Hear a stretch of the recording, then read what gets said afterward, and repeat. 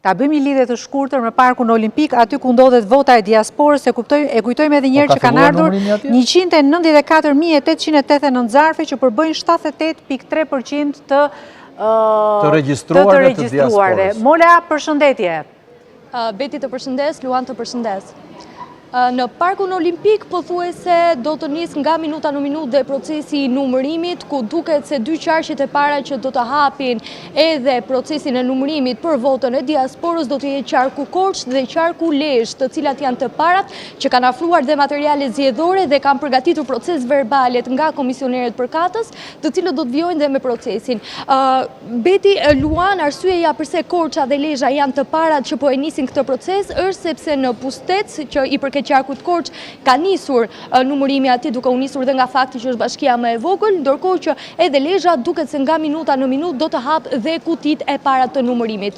Ndërkohë që qarqet e tjera si Tirana, Durrësi, qarqet e mëdha flasim këtu, duket se po përgatiten, po vinë dhe numëruesit, por ende nuk kanë përgatitur gjitha materialet zgjedhore apo proces verbale të cilat janë të nevojshme në mënyrë që të nisë në Parkun Olimpik pra i gjithë procesi i numërimit të votës së diasporës, që duhet theksuar se do t'i bashkohen votave të brenda vendit. Pra, qarku Tiranë nga diaspora do t'i bashkohet votave që janë zhvilluar pra manualisht këtu në vendin tonë nga ora 7 e mëngjesit ditës së sotme deri në orën 19.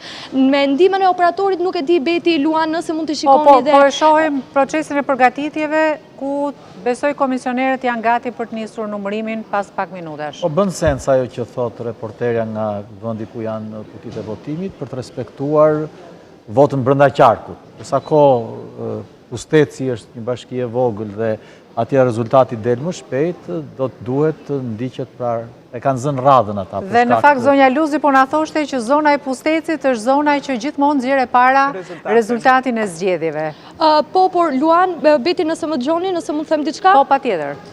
Në fakt, këtu në Parkun Olimpik votat e diasporës nuk do të ndahen sipas bashkive, pra do të numërohen të plota për qarkun. Nuk do të ketë ndarje sipas bashkive. Po, dakord, pra, por Pusteci duke qenë bashki në qarkun e Korçës, do të thotë që do të kemi të bëjmë me votat e atij qarku. Prandaj hapen dhe votat e Korçës ndër ato që kanë ardhur nga votuesit jashtë.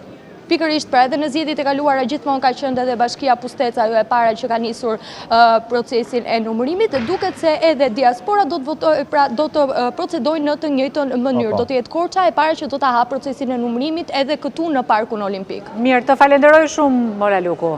Faleminderit ju.